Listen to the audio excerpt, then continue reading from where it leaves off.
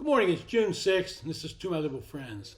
Well, now that the debt limit fight has been resolved and Biden has signed the bill, you would think that Congress would turn to regular order and start working on the appropriations bills.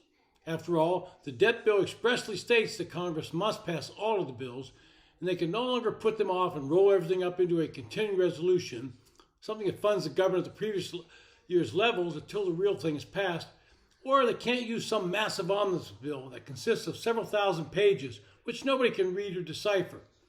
But some Democrats in Congress are still feeling angry about Republicans forcing Joe Biden to come to the negotiating table. Biden kept saying he would not negotiate, relying on the information provided by his staff that the Republicans could not produce a bill. But in the end, he had to negotiate, and by most standards, people understood that McCarthy came out the winner in the deal. To say this has irritated many Democrats would be an understatement. They could read the handwriting on the wall, and anyone that reads the bill that was just signed knows it's the first step in stopping this runaway spending. For that reason, they're looking at ways to change how the debt ceiling is addressed. Now, some of them have advocated for Biden to use the 14th Amendment, but that language there is ambiguous. Section 4 of the amendment is where it states they think it could have gone, and it states, quote, "The validity of the public debt of the United States authorized by law, including debts incurred by payments of pensions and bounties for service in suppressing insurrection or rebellion, shall not be questioned. But neither the United States nor any state shall assume or pay any debt or obligation incurred in aid of the insurrection or rebellion against the United States, or any claim for the loss of emancipation of any slave, but all such debts, obligation, and claims shall be held illegal and void." End quote. So understand this amendment was to ensure that freed slaves were considered citizens of the United States and therefore were eligible to vote. This amendment was a reaction to several southern states in the aftermath of the Civil War passing laws that basically said if your parents were not citizens, which slaves were not, then you're not a citizen, ergo you cannot vote.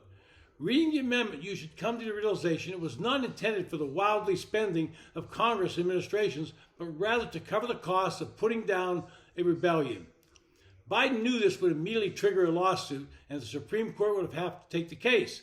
I also suspect he realized, after all, he was at the top of his class in law school, at least in the stories he tells, that there was a strong likelihood he would lose. And that brings us to the present, where Democrats want to abolish the debt ceiling so they can continue to spend without having to negotiate some restrictions. Representative Brendan Boyle, a Democrat from Pennsylvania, the top Democrat on the House Budget Committee, says there's an increasing number of Democrats who want to fundamentally change the debt ceiling process, which many colleagues recognize it's just insanity to keep doing this over and over and over again. Now, Republicans reject Democrats' complaints, countering that employing the debt ceiling as leverage is fair game, given that spending is one of the reasons the debt got so large to begin with.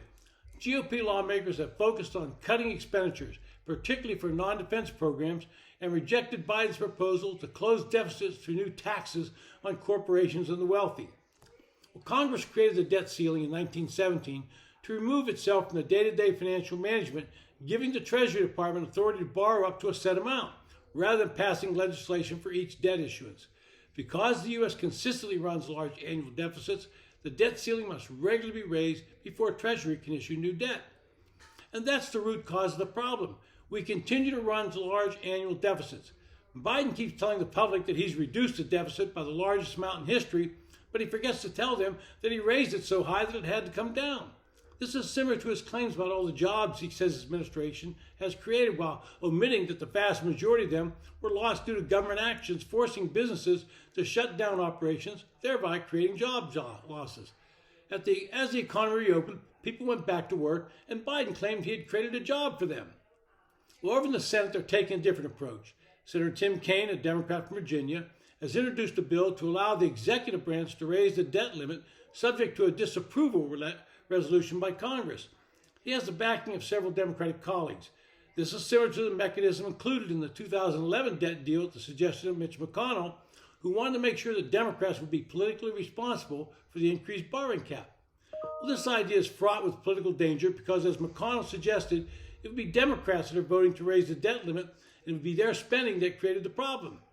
Under the bill, the president would be able to raise the debt ceiling to cover spending authorized and appropriated by Congress, with a disapproval resolution available if Congress declines to cover bills it has already incurred.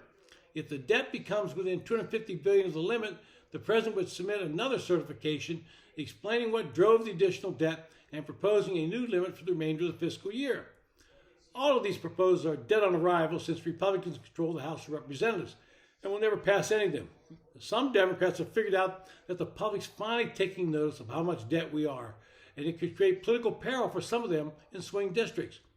Congressman Dean Phillips, a Democrat from Minnesota, has rejected calls to abolish the debt ceiling.